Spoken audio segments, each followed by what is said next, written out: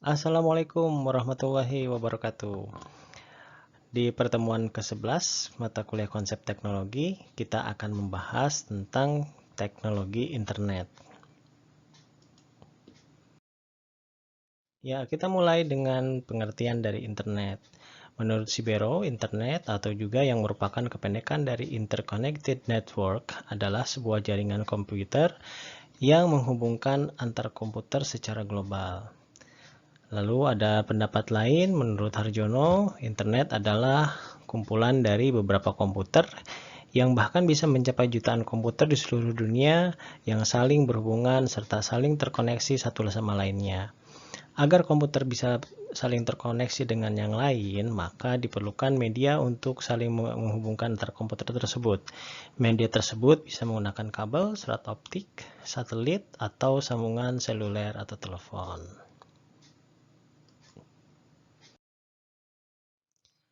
Lalu internet juga ada yang mendefinisikan adalah sistem jaringan komputer yang saling terhubung secara global dengan menggunakan paket protokol TCP/IP untuk menghubungkan perangkat di seluruh dunia.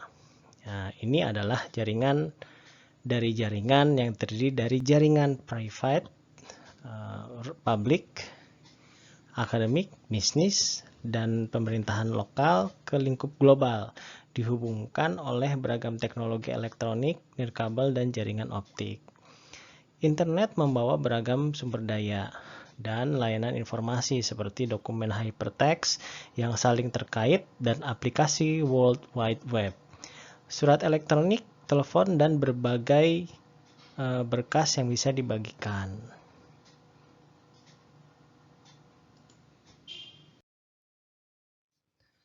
Nah, kita masuk ke sejarah internet. Memang sebelumnya kita pernah membahas tentang teknologi jaringan. Nah, di sini teknologi jaringan dengan sejarah internet ini saling berkaitan. Pada awalnya di pertemuan sebelumnya kita sedikit membahas tentang ARPANET. Nah, mungkin sekarang kita akan bahas lebih detail tentang sejarah internet itu, yaitu dimulai dengan adanya ARPANET atau Advanced Research Project Agency Network. Nah, di sini seperti yang sudah kita bahas sebelumnya, ARPANET ini adalah ciptaan dari Departemen Pertahanan Amerika sekitar tahun 1969. Nah, proyek ini digunakan untuk menghubungkan satu komputer dengan komputer yang lain, di mana mereka mendemonstrasikan bagaimana hardware dan software komputer yang berbasis Unix. Jadi pada saat itu yang diterapkan itu adalah sistem operasinya Unix ya. Nah, tujuan awalnya dibangun proyek itu adalah untuk keperluan militer. Jadi pada saat itu Departemen Pertahanan Amerika membuat sistem jaringan komputer yang tersebar dengan menghubungkan komputer di daerah-daerah vital untuk mengatasi masalah bila terjadi serangan nuklir dan juga menghindari terjadi informasi terpusat yang apabila terjadi perang dapat mudah dihancurkan. Jadi konsep mereka pada saat itu sudah mulai membagi lokasi server. Jadi ada data yang sama tapi servernya ada beberapa yang tujuannya adalah untuk disaster recovery. Salah satunya adalah mengantisipasi apabila terjadinya perang dan server tersebut diserang masih punya backup untuk bisa menjaga data yang disimpan.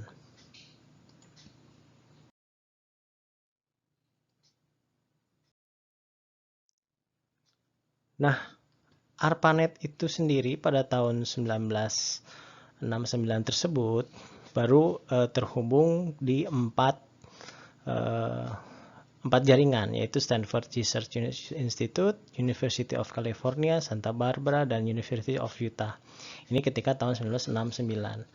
Lalu mulai diperkenalkan secara umum ketika bulan Oktober 1972.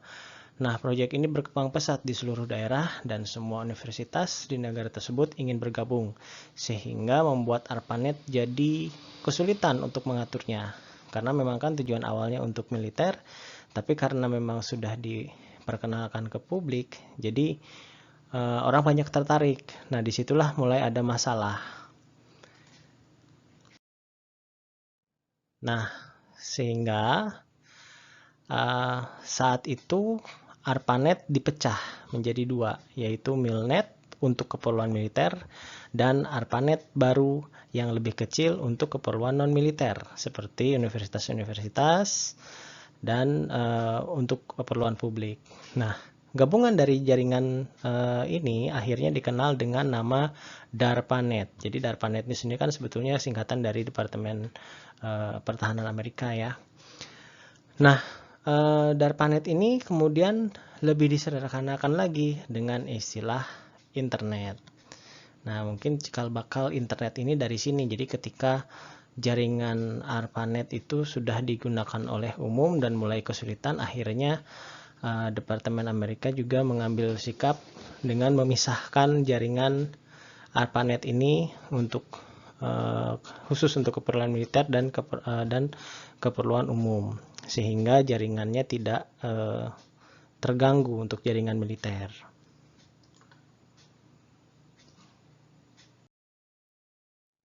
Pada tahun 1960, J.C.R. Licklider memperkenalkan istilah Man-Computer Symbiosis atau simbiosis antara komputer dan manusia dalam karya ilmiahnya. Istilah tersebut didefinisikan sebagai jaringan komputer yang terkoneksi satu sama lain melalui komunikasi broadband yang berfungsi untuk sebagai perpustakaan. Jadi informasinya di sini dari orang yang disimpan di sebuah komputer terhubung. Nah, ketika sudah banyak orang terhubung, maka si informasi tersebut bisa dikatakan sebagai sebuah perpustakaan. Nah, ini dilengkapi juga dengan teknologi penyimpanan dan pencarian informasi. Nah, mungkin di sini adalah dasarnya dari mesin pencarian data seperti dulu. Kalau dulu itu yang terkenal kan masih Yahoo dan sekarang Google ya. Nah, ini dasarnya dari sini. Maksudnya konsepnya dari sini ketika ada konsep sebuah man-computer symbiosis. Nah, lalu Licklider bersama seorang ilmuwan lainnya bernama Weldon Clark juga menerbitkan karya lainnya yang berjudul Online Man-Computer Communication. Nah, dalam karya tersebut ia menjelaskan tentang bagaimana kehidupan manusia berubah dengan adanya jaringan komputer yang saling terhubung. Ini tahun 1960 ya. Kita tahun 1960 itu sudah mulai ada konsep seperti ini dan memang kita bisa lihat perkembangan internet sekarang itu memang sangat merubah budaya kita sekarang. Jadi memang dari dulu mungkin sudah bisa diprediksi ya apabila internet berkembang dengan pesat seperti zaman saat ini.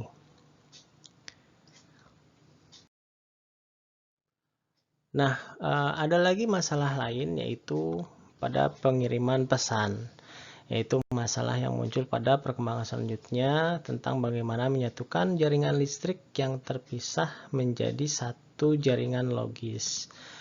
Nah, pada tahun 1960, Paul Baran menerbitkan sebuah penelitian mengenai sistem jaringan untuk militer Amerika Serikat. Sistem ini dirancang untuk dapat bertahan seandainya terjadi perang nuklir. Dengan sistem ini, informasi yang melintas dibagi dalam bentuk yang lebih kecil yang disebut sebagai message block. Nah, dari sini mulai pesan itu sebetulnya dikirim melalui kode-kode listrik yang berbentuk blok-blok. Nah, ini yang diterjemahkan di antara di setiap komputer yang menerima ini, sehingga cukup menggunakan satu jaringan untuk mengirim pesan, yaitu jaringan yang digunakan di internet.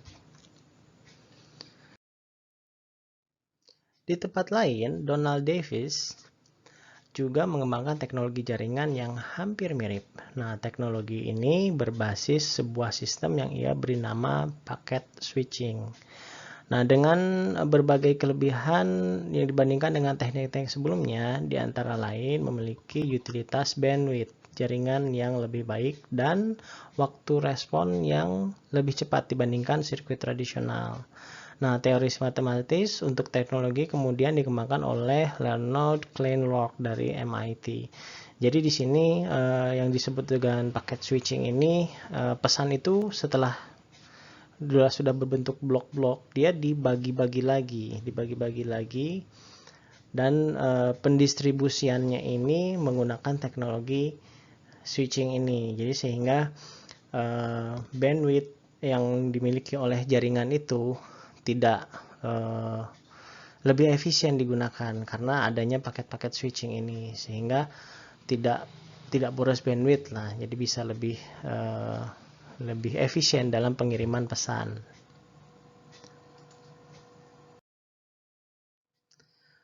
Kemudian kita bahas tentang TCP/IP atau Transmission Control Protocol, yaitu suatu protokol yang berada di lapisan transport, ya, baik itu dalam 7 layer model referensi OSI atau model DARPA. Jadi sebetulnya ini kita sudah masuk ke 7 layer dari komputer ya, termasuk apa yang namanya TCP/IP ini adalah termasuk lapisan transport.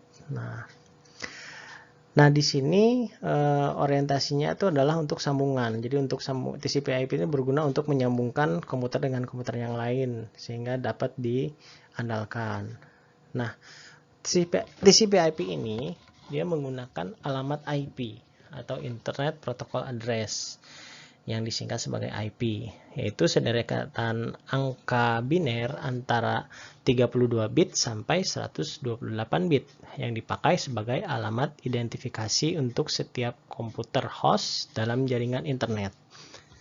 Panjang dari angka ini ada 32 bit untuk IP versi 4 atau IP atau 128 bit untuk IP versi 6. Nah, yang menunjukkan jadi alamat IP ini adalah seperti alamat, kalau misalnya ibaratkan rumah gitu ya, ini adalah alamat rumah gitu. Jadi kayak nomor rumah lah gitu. Jadi alamat IP ini tidak akan ada yang double, tidak akan ada yang sama setiap komputer yang terhubung di internet ya. Tapi hostnya, jadi host yang itu yang satu komputer yang terhubung dengan internet itu memiliki IP yang berbeda-beda. Nah, apabila sudah masuk jaringan LAN ya mungkin itu sudah beda IP lagi. Tapi secara global IP address itu dia unik, tidak mungkin ada yang sama. Nah, ketika IP address itu digunakan sebagai alamat sebuah komputer itu berupa angka-angka. Nah, berupa angka-angka ini agak sulit untuk diingat, sehingga diciptakan yang namanya domain name system, yaitu sebuah sistem penamaan domain yang menyimpan informasi tentang nama host ataupun nama domain dalam bentuk distributed database di dalam jaringan komputer, misalkan internet. Jadi misalnya IP Google itu adalah misalnya kan berupa angka-angka. Nah, tapi kalau dikasih nama Google, nah Google itu sendiri adalah sebuah DNS ya, domain name system. Jadi pengganti si angka-angka tersebut. Sehingga lebih gampangnya itu kita bisa menerjemahkan DNS itu adalah Internet Service yang menerjemahkan nama-nama situs web menjadi alamat internet atau IP address. Nah, di sini yang kemudian muncul DNS untuk mempermudah supaya kita hafal alamat host yang ada di internet. Jadi kita tidak perlu menghafalkan IP address-nya, tapi yang dihafalkan adalah namanya. Nah, salah satu produk dari internet itu adalah World Wide Web. Nah, di sini adalah berupa website. Jadi World Wide Web ini adalah merupakan kumpulan website dari seluruh dunia yang mempunyai kegunaan untuk menyediakan data dan informasi untuk dapat digunakan secara bersama. Nah, melalui website, para pengguna dapat mengakses informasi yang tidak hanya berupa teks, tapi bisa juga berupa gambar, suara, video, dan animasi. Jadi, dapat disimpulkan bahwa WWW atau World Wide Web adalah sekelompok dokumen multimedia yang saling bertautan dengan menggunakan tautan hypertext, dan dengan mengeklik hyperlink, maka para pengguna bisa berpindah dari satu dokumen ke dokumen yang lain. Nah, ini adalah salah satu produk dari internet ya. Jadi internet itu mungkin yang yang kita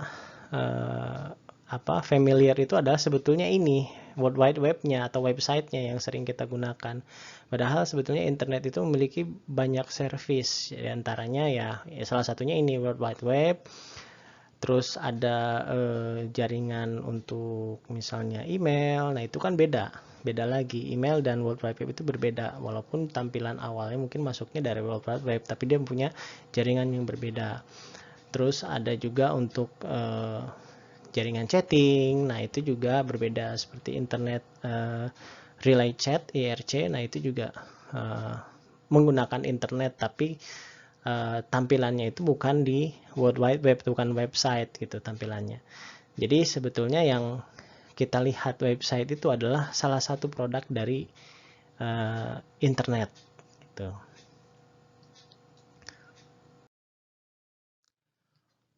World Wide Web ini memiliki beberapa versi.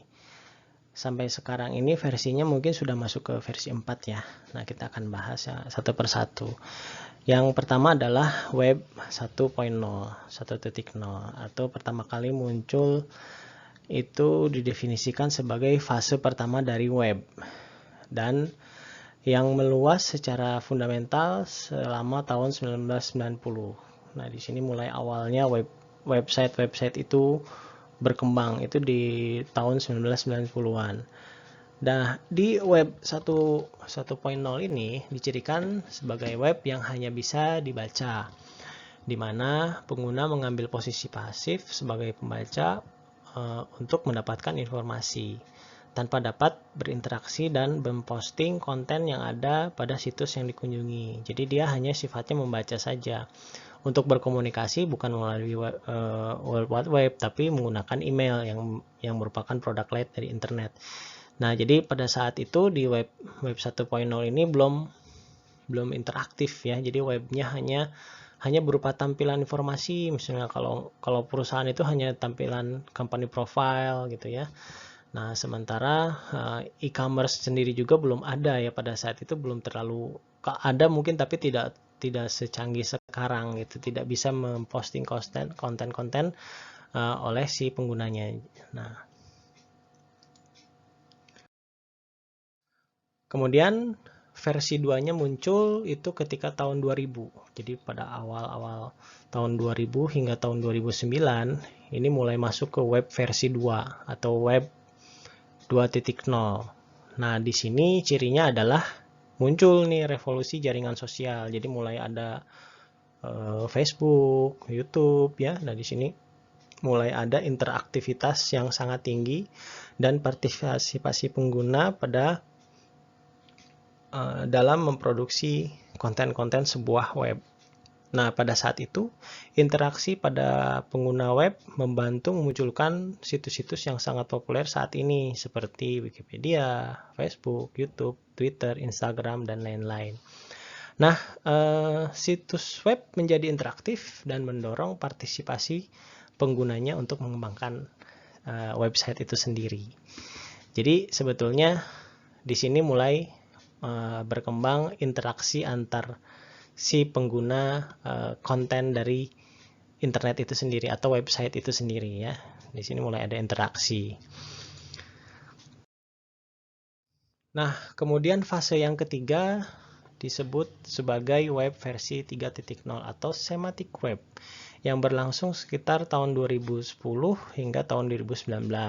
Nah, web 3.0 ini bermaksud untuk mengatur bagaimana konten dicari dan dilihat oleh pengguna. Tujuannya adalah untuk menyesuaikan dan mengoptimalkan pencarian online berdasarkan sejarah, minat, dan keinginan pengguna. Web 3.0 ini juga disebut oleh beberapa peneliti ya. Di sini penulis jurnal. Peneliti sebagai intelligent web.